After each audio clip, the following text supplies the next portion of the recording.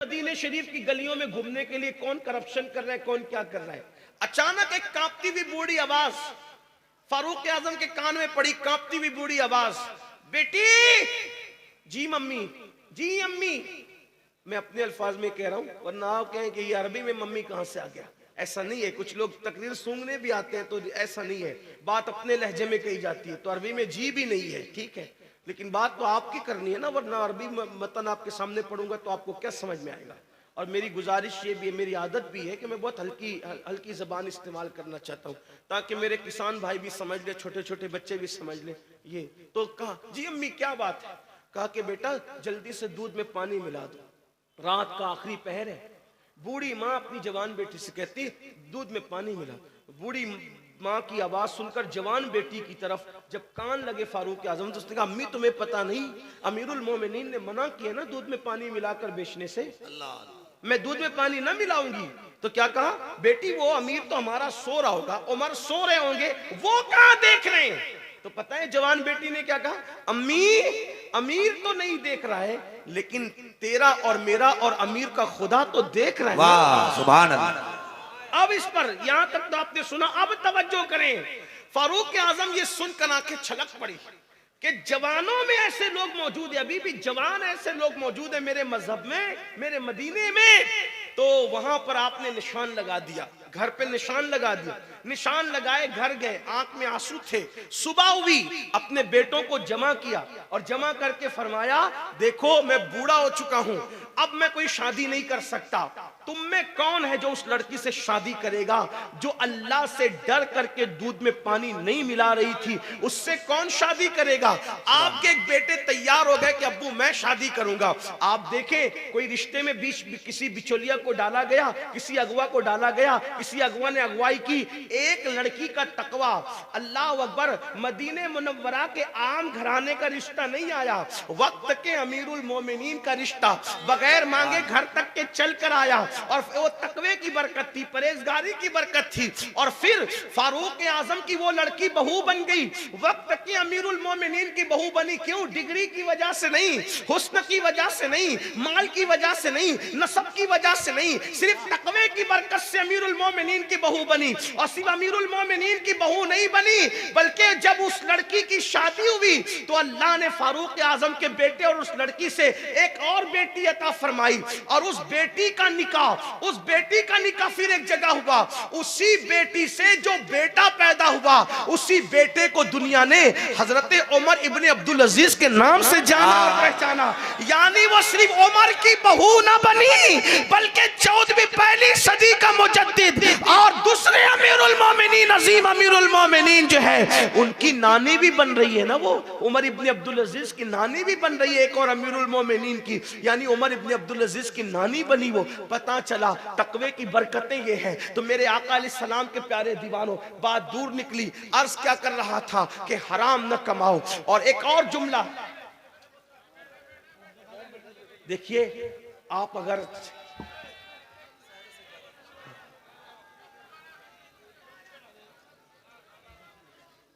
वक्त तो पहले ही कम है, मुझे अपनी बात कर लेने दे।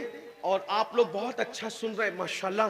मैं इस इलाके में पहली बार आया हूँ, बंगाल का नाम बहुत सुना था, लेकिन पहली बार आपके इलाके में बहुत मोहब्बती लोग हैं, बड़े प्यारे लोग हैं, बहुत अच्छे लोग हैं। इस्तकबाल कर ले, हजरत तशरीफ ला रहे हैं, जो भी मेहमान आ रहे हैं उनका इस्तकबाल कर ले। नारे तकबीर, नारे रिसालत, फुल हसन बुखारी, मसलके आला हजरत, उलमाए अहले सुन्नत, फैजाने बुखारिया।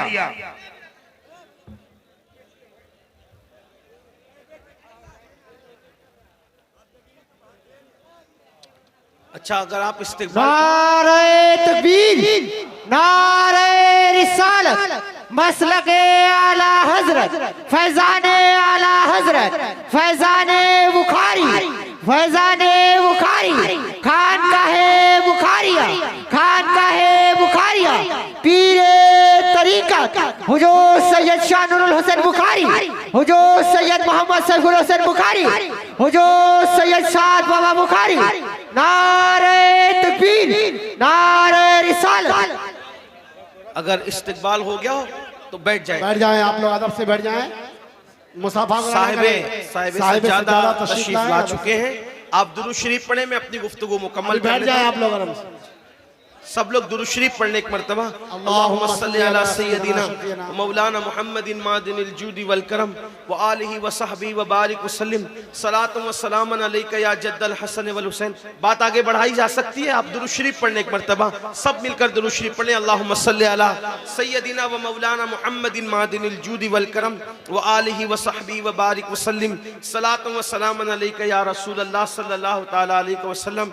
मैंने पहले भी कहा था, अभी भी कहता हूँ, साहिब सज्जादा को मुबारकबाद पेश करता हूँ। माशाअल्लाह उन्होंने मेहनतें की, काविशें की, इलाके के उलमाए किराम सादात किराम ने मेहनत की। इतनी खूबसूरत महफिल सजी और बहुत खूबसूरती से आप लोग सुन भी रहे। एक बार फिर बुलंद आवाज से आशिकों की तरह दुरूद शरीफ पढ़ने आप। अल्लाहुम्मा सल्ली अला सय्यदिना व मौलाना मुहम्मदिन मादिनिल जूदी वल करम व आलिहि व सहबिही व बारिक वसल्लम सलातु व सलामन अलैका या रसूल अल्लाह। तो याद रखें, तकवा बड़ी अजीम चीज है, गुनाह से बचना बड़ी अजीम चीज है, परहेजगारी बड़ी अजीम चीज है। तो मेरे आका सल्लल्लाहु अलैहि वसल्लम ने फरमाया कि जहन्नम के जिस तबके में जो पहाड़ भी पिघल जाएंगे, और जहन्नम का वो तबका जिससे जहन्नम भी एक दिन में 5 मरतबा पनाह मांगता है, अल्लाह अकबर, उसमें जिनको डाला जाएगा वो 2 लोग हैं। नंबर 1 कौन? जो हराम खाने वाला। और याद रखना, आजकल मुसलमानों में सूद का लेन देन भी आम हो रहा है, लोग सूद खा रहे हैं। और याद रखिए, सूद लेना भी हराम है, सूद देना भी हराम है, यानी कि ब्याज जिसको कहते हैं। अल्लाह अकबर, कहीं किसी का नाम पर, कहीं किसी नाम पर, कहीं किसी नाम पर सूद को आम किया जा रहा है। याद रखिए, जिसने सूद का एक लुकमा खाया, सूद का एक लुकमा, अच्छा आखिरी में करें, बयान हो जाए, बयान हो जाए, बयान हो जाए, बैठ जाए, बैठ जाए। आप सबकी मोहब्बतों का शुक्रिया। एक बार दुरूद शरीफ फिर पढ़ लें अपने आका अलैहिस्सलाम की बारगाह में। अल्लाह रब्बु मुहम्मदिन सल्लल्लाहु अलैहि वसल्लम नहनु इबादु मुहम्मदिन सल्लल्लाहु अलैहि वसल्लम सलातु व सलामन अलैका या जद्दल हसन वल हुसैन। तो जिसने सूद का एक लुकमा, एक लुकमे की बात हो रही, जिसने सूद का एक लुकमा खाया, गोया उसने अपनी माँ के साथ 36 मरतबा जिना किया। यानी जो अपनी माँ के साथ 36 बार जिना करे, उसको कयामत में जो अजाब दिया जाएगा वो सूद का एक लुकमा खाने वाले को दिया जाएगा। अब आप बताएं, जो ब्याज का धंधा करते हैं, इंटरेस्ट का कारोबार करते हैं, उनका क्या अंजाम होगा। इसलिए दुनिया ही सब कुछ नहीं है। और अब गुफ्तगू को समेटते हुए एक आखिरी बात अर्ज कर दूं, समेटते हुए, कि एक बंदा तो वो कि जहन्नम में पहाड़ जो पिघलेंगे, जिस हिस्से में पहाड़ पिघलेंगे, जिस हिस्से में पहाड़ पिघलेंगे, उसमें जिसको डाला जाएगा वो कौन? हराम खाने वाला। इसलिए अब हराम न खाना। और नंबर 2 कौन? अब वो दूसरा बंदा सुन ले, जो गुनाह कबीरा मैंने शुरू किया था, गुनाह कबीरा से बचने का हुक्म है, बड़े गुनाह से बचने का हुक्म है। तो दूसरा कौन बंदा उस हिस्से में डाला जाएगा जिसमें पहाड़ पिघलेंगे, और एक बार एक दिन में 5 मरतबा जहन्नम भी जिससे पनाह मांगता है, उस तबके में और किसको डाला जाएगा? तो वो दूसरे नंबर का बंदा है जो नमाजों को तर्क करता है, जो नमाजों को जाय करता है, जो नमाजों की पाबंदी नहीं करता, उस हिस्से में डाला जाएगा। ऐ मेरी कौम के जवानों, आपकी बहुत बड़ी तादाद है, हिंदुस्तान में जवान 60% है, 60% है। मेरे भाइयों, नमाज के नाम पे भी जमा हो जाओ। देखो, सुनने के लिए, तकरीर सुनने के लिए हजारों की तादाद में जमा होते हो, काश के अमल के लिए भी हजारों की तादाद में जमा हो जाओ। मेरे भाइयों, हमने मस्जिदों को वीरान कर दिया, आज मस्जिदें वीरान है, आज मरसिया खां है मस्जिदें, हम नमाज के लिए नहीं आते। कितना सादगी के साथ बहाना बना देते हैं, मौलाना हम नापाक है इसलिए नमाज नहीं पढ़ते। आपसे पूछता हूं मुसलमानों, बताओ जो नापाक हो वो मुसलमान कैसा? आप मुझे बताएं तो सही। अल्लाह अकबर, अल्लाह अल्लाह। मेरे भाइयों, मस्जिदों की तरफ आओ। देखो, अपने मसाइल है, किसी का क्या मसला है? रोजी रोटी का मसला है, किसी का बेटी का मसला है, किसी की औलाद नहीं है, जिसको औलाद है औलाद नाफरमान है, कोई बीमारी में मुब्तला है, कोई बर्बादी में है, कोई तबाही में है। मेरे भाइयों, याद रखो, अपने मसले का हल अच्छी तरह याद रखना। सुन लें आप लोग,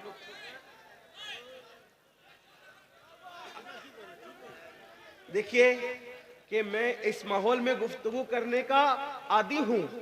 मैं इंडिया में ही रहता हूं, हिंदुस्तान में ही रहता हूं, और आपकी ये चीखो पुकार से मेरे कान आशना है। और मुझे इस पे कोई बुरा नहीं लगता, लेकिन इतना जरूर है कि मेरा एहतराम न करो, लेकिन जिसकी हदीस पढ़ रहा हूँ उस नबी का तो एहतराम कर लो। आप चिल्लाते रहेंगे तो ही मैं गुफ्तगू करता रहूंगा, मुझे कोई फर्क नहीं पड़ता, इसलिए कि 4 लोग के चिल्लाने में मुझे फर्क नहीं है। ये जो हजारों इत्मीनान से सुन रहे हैं, मेरी तवज्जो इनकी तरफ, मेरी अपनी आदत है, मैं कभी निगेटिव की तरफ तवज्जो नहीं करता, मैं हमेशा पॉजिटिव की तरफ तवज्जो करता हूँ। चुप रहें, खामोश रहें, बैठ जाएं, दुरूद शरीफ पढ़ें, बैठे बैठे, बहुत अच्छे लोग हो, बहुत अच्छे हो मेरे भाइयों, दुरूद शरीफ पढ़ लो, एक बार बुलंद आवाज से पढ़ लो दुरूद शरीफ। अल्लाह रब्बु मुहम्मदिन सल्लल्लाहु अलैहि वसल्लम नहनु इबादु मुहम्मदिन सल्लल्लाहु अलैहि वसल्लम। अब गुफ्तगू इख्तिताम को एंड को पहुंच रही है, थोड़ा सुन ले। कितने अच्छे लोग हैं बेचारे, घंटों घंटों खड़े हैं, खड़े। अल्लाह ताला इन खड़े रहने वालों को भी और घंटों से बैठने वालों को भी, जो दिन 50,000 साल के बराबर का दिन होगा, कयामत का दिन, उस दिन अल्लाह हम सबको तकलीफ से बचा ले, मुसीबत से। आज नबी रहमत की महफिल में बैठे हैं, कल कयामत के दिन नबी रहमत के साथ उठना अल्लाह हम सबको नसीब फरमाए। कोई कारोबार के मामले में परेशान, कोई रोजी रोटी के मामले में परेशान, कोई बेटी के मामले में परेशान, किसी को औलाद नहीं है वो दुखी है, जिसको है वो औलाद से दुखी है, औलाद फरमा बरदार नहीं। अब हमारे मसाइल का हल कहाँ? हम सोचते हैं हुकूमतें बदलेगी, फलां पार्टी आएगी तो मसले का हल होगा, फलां वजीफा पढ़ लेंगे तो मसले का हल होगा, फलां तावीज दे लेंगे तो मसले का हल होगा, ये दुआ कर देगा तो मसले का हल होगा, वो दुआ कर देंगे तो मसले का हल होगा। चलो अमीनुल कादरी आ गया है, हमारी बस्ती में उससे दुआ करा लो, वो दुआ कर देगा तो मसले का हल होगा। एक बात आपको बताऊं, सच्ची बात बताऊं, जब तक मस्जिद में नहीं आओगे अपने मसले का हल कोई नहीं कर सकता।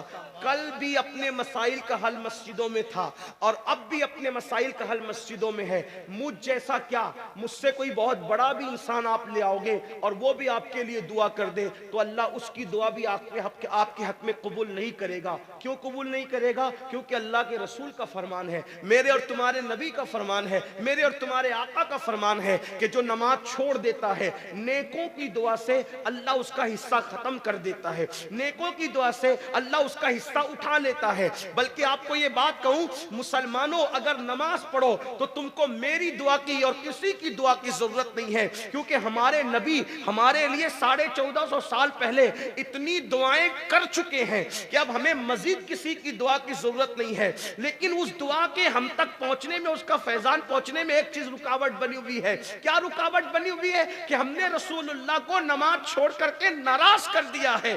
अगर हम सजदा करके हुजूर को राजी कर लें तो हुजूर की दुआओं की बरकतें आज भी हमें हरा भरा कर सकती है, आज भी हमें बरकतों से माला माल कर सकती है। कितनी अजीब सी बात है, हमें व्हाट्सएप के लिए टाइम है, फेसबुक के लिए टाइम है, ट्विटर के लिए टाइम है, हर चीज के लिए टाइम है, बीवी बच्चों के लिए टाइम है, दोस्त अहबाब के लिए टाइम है, आखिर अल्लाह की इबादत के लिए टाइम क्यों नहीं है? वो अल्लाह को टाइम नहीं देते। कितने बेशरम हो गए हम, किस कदर गद्दार हो गए हम, किस कदर बेवफा हो गए हम अल्लाह को टाइम देने के लिए तैयार नहीं। वो अल्लाह जिसने जिंदगी दी, वो अल्लाह जिसने माँ के पेट में हमारी खूबसूरत शक्ल बनाई, कभी आईने में अपनी शक्ल देख के इतराने से पहले सोचा होता अगर यही शक्ल को अल्लाह चूहे जैसी बना देता, कुत्ते जैसी बना देता, बंदर जैसी बना देता, है कोई पूछने वाला उससे कि तूने ऐसा क्यों किया? आप बताएं, अल्लाह इंसान न बनाता सुअर बना के पैदा करता, कोई पूछने वाला होता कि सुअर क्यों बनाया? कुत्ता बना के पैदा करता, कोई पूछने वाला होता कुत्ता क्यों बनाया? अल्लाह अकबर। अपनी खूबसूरत शक्ल को देखने वालों, कभी कभी अल्लाह रब्बुल इज्जत के एहसान को तो सोचो। वो अल्लाह कितना शान वाला है जिसने मुझे इतना खूबसूरत बनाया। लोग मुझे देख के मेरी तारीफ करते हैं। कुरान इंसान की हुस्न को बयान करते हुए कहता है, वह तीन व जैतून व तूर सीनीन व हाज़ल बलदिल अमीन लक़द खलक़नल इंसान फी अहसनी तक़वीम। तीन की कसम, जैतून की कसम, तूर सीना की कसम, और कसम है उस शहर की, अमन वाले शहर की। बल्कि मुफस्सिरीन क्या कहते हैं? अब आइए मुफस्सिरीन के कौल के मुताबिक उसकी तफसीर के हवाले से उसका मफहूम बयान करूं। शहर इब्राहिम की कसम, शहर मूसा की कसम, शहर ईसा की कसम, शहर मोहम्मद की कसम, चारों महबूबों के शहर की कसम उठाकर कहा जा रहा है, ए अल्लाह अगर बगैर कसम के भी तू कहे तो हम तेरी हर बात मानते हैं। ला रैब फी, तेरी किसी बात में हमें शक नहीं है, लेकिन चार कसमें उठाकर कह रहा है। और वो भी कसम कौन सी? उस शहर की कसम जिसमें इब्राहिम पैदा हुए, उस शहर की कसम जिसमें मूसा पैदा हुए, उस शहर की कसम जिसमें ईसा पैदा हुए, उस शहर की कसम जिसमें महबूब पैदा हुए। पता चला नबियों की पैदाइश कोई मामूली चीज नहीं है। अल्लाह 4-4 महबूबों के 4-4 नबियों की मौलूद की कसम उठा रहा है। इससे पता चला मौलूद की अहमियत क्या है। इससे पता चला मौलूद की अहमियत है। लोग कहते हैं मिलाद मनाने से क्या होता है। मैंने कहा जो मनाते उनसे पूछ क्या होता है, क्या होता है। मिलाद मनाने वाले से पूछ। अगर काफिर भी मिलाद मनाए भतीजा समझ के तो जहन्नम में उसका अजाब भी कम हो जाता है। हाँ, जहन्नम में उसका अजाब भी कम हो जाता है। वो कहा तुम लोग तो ख्वाब की बातें बयान करते हो। हमने कहा ख्वाब की बात हम बयान करते तो मुजरिम होते ही। इमाम बुखारी ने बयान फरमाया है। हाँ, वो कहा कि आप लोग तो ख्वाब की बात, जब सहाबी ख्वाब बयान कर दे तब वो ख्वाब नहीं रह जाता, वो रिवायत हो जाती है ना। हाँ, तो बहरहाल अर्ज ये कर रहा था। एक बात आपको बताऊं, मिलाद से क्या होता है। तवज्जो आपकी, मिलाद से क्या होता है। जिसका कोई ताल्लुक भी ना हो उसको भी मिलाद की बरकत मिलती है। मिलाद से ही होता है। इमामुल मुतकल्लिमीन अल्लामा नकी अली खान अपनी किताब में लिखते हैं कि जब कारून जमीन में धंसा, आपको पता है कारून क्यों धंसा, लेकिन धंसा इतना तो पता होगा, अभी उसकी तरफ जाऊंगा तो आधा घंटा और चाहिए, लेकिन उसका नहीं कुछ कोई जिक्र कर। कारून जमीन में धंसा ये तो पता होगा आपको, कारून जमीन में धंसा। अब धंसा धंसा धंसा धंसता रहा। कब तक धंसा, मूसा अलैहिस्सलाम के जमाने से धंसा। और कब तक धंसता रहा, रसूलुल्लाह की विलादत से पहले तक धंसता रहा। जैसे हुजूर की विलादत हुई और हुजूर के कदम जमीन को लग गए, अल्लाह ने फरमाया अब कारून न धंसेगा, क्योंकि महबूब के कदम जमीन को लग गए। कारून का कोई ताल्लुक ही नहीं क्या है। बात। मिलाद मुस्तफा से कारून का कोई ताल्लुक नहीं, लेकिन बात कितनी है, वमा अरसलनाका इल्ला रहमतल लिल आलमीन। रहमतुल लिल आलमीन ने पैर जमीन पे क्या रख दिए। अब वो धंसता हुआ कारून नहीं धंस रहा है, वो वही रुक गया है। क्यों, हुजूर की मिलाद हो गई। अल्लाह अल्लाह, जब कारून जैसों को ऐसी मिलाद की बरकतें नसीब होती है तो गुलामाने मुस्तफा को कैसे नसीब होगी। सोचो तो सही। आपके मिलाद से क्या होता है। मैंने कहा मिलाद से ये होता है कि सारी रूए जमीन मस्जिद बना दी जाती है। मस्जिद बना दी। एक बात आपको बताऊं, हुजूर ने क्या फरमाया, अल्लाह ने मेरी बरकत से रूए जमीन को क्या बना दिया, क्या बना दिया। यानी कि पहले के लोगों को इबादत करना होता था तो इबादत खाने में जाना पड़ता था। अब मुसलमान जहां नमाज का टाइम हो नमाज शुरू कर दे। क्या जगह है वो, मस्जिद। एक बात इससे और बताऊं, जब मस्जिद हो गई रूए जमीन तो मस्जिद के ऊपर कोई जिना करता है क्या, मस्जिद के ऊपर कोई शराब पीता है क्या, मस्जिद के ऊपर कोई चोरी करता है, कोई करता है मस्जिद में चोरी। हुजूर कह रहे कि मस्जिद हो गई, ये तो हमें समझ में आ गया और यही उसका मतलब है कि सजदागाह बन गई। लेकिन जो चीज सजदागाह है फिर वो जिनागाह कैसे हो सकती है, वो शराबगाह कैसे हो सकती है, वो चोरी गाह कैसे हो सकती है। इसका मतलब लोग जमीन को कुछ माने, तुम तो सजदागाह मान रहे हो ना। जब तुम सजदागाह मान रहे हो तो जमीन के ऊपर पाप क्यों करते हो, गुनाह क्यों करते हो। जमीन पे गुनाह करने नहीं आए, जमीन पे सजदा करने आए, जमीन पे अल्लाह की इबादत करने आए। तो अर्ज क्या कर रहा था, हमारे मसाइल का हल कल भी मस्जिद में था, सजदे में था और आज भी सजदे में है। और जब तक सजदा नहीं करोगे उस वक्त तक कामयाबी नहीं मिल सकती। हुकूमतें आएगी चली जाएगी। और एक बात आपको बताऊं, जो इस वक्त जालिम आए हैं दुनिया में, कहीं हर मुल्क का यही हाल है, कहीं कम कहीं ज्यादा, इससे ज्यादा जालिम आएंगे। अगर इबादत नहीं करोगे इससे ज्यादा जालिम है। जो तकलीफें आज है इससे ज्यादा तकलीफें बढ़ेगी। अरे अल्लाह ने हमें खूबसूरत शक्ल दी, रिस्क दिया, अच्छे माँ बाप दिए, सारी नेमतें दी, क्यों उसके लिए टाइम नहीं निकालते। एक वक्त की नमाज के लिए सिर्फ 10 मिनट चाहिए, 10 मिनट, 10 मिनट से ज्यादा का टाइम नहीं लगता। क्यों नमाज नहीं पढ़ते। और सुन लो, अगर नमाज न पढ़ो तो अल्लाह के रसूल अलैहिस्सलाम क्या फरमा रहे। आप ये सोचते हो कि नमाज छोड़ देंगे तो भी हुजूर हाथ पकड़ के जन्नत में ले जाएंगे। नमाजों को तर्क करोगे फिर भी हुजूर हाथ पकड़ के जन्नत में ले जाएंगे। याद रखो, अल्लाह के रसूल ने फरमाया कि जो जानबूझ के नमाज छोड़ दे मैं मोहम्मद उससे बेजार हूं, कयामत के दिन उसके साथ मेरा कोई वादा नहीं है। अल्लाह अल्लाह। हुजूर फरमा रहे, होश के नाखून लो, जिससे माँ बाप बेजार हो जाएं, मरते वक्त उसकी जबान पे कलेमा नहीं आता। जिससे अल्लाह के रसूल बेजार हो जाएं, मरते वक्त उसकी जबान पे कलेमा कैसे आएगा? आप क्या समझते हो? इमाम अहले सुन्नत की बात बहुत ज्यादा करते हो। इमाम अहले सुन्नत ने फतावा रज़विया शरीफ में लिखा कि जो अजान का जवाब न दे और दुनिया की बातें करे, डर है कि मरेगा तो काफिर होके मरेगा। इमाम अहले सुन्नत ने लिखा जो नमाज पढ़े लेकिन रुकू सही ना करे, पढ़ता है नमाज लेकिन रुकू सही नहीं करता, तो हदीस पाक उन्होंने कोट की कि जो रुकू सही नहीं करता, डर है कि मरेगा तो काफिर होके मरेगा। नमाज पढ़ता है मगर रुकू सही नहीं पढ़ता, तो डर है कि मरेगा तो काफिर होके मरेगा। जो सिरे से नमाज ही नहीं पढ़ता, जुमा तक नहीं पढ़ता, जुमा के दिन आता है तो 2 रकअत पढ़ के भाग जाता है, वो कैसे मोमिन मरेगा? वो ईमान पर कैसे मरेगा? और आपको बताऊं, अल्लाह के रसूल अलैहि सलाम हजरत अबू हुरैरा से फरमाते हैं, ए अबू हुरैरा, बेनमाजी के साथ ना बैठा करो, इसलिए कि बेनमाजी पर मुसलसल अल्लाह की लानत बरसती रहती है। हुजूर अपने सहाबा को बेनमाजी के साथ बैठने से रोक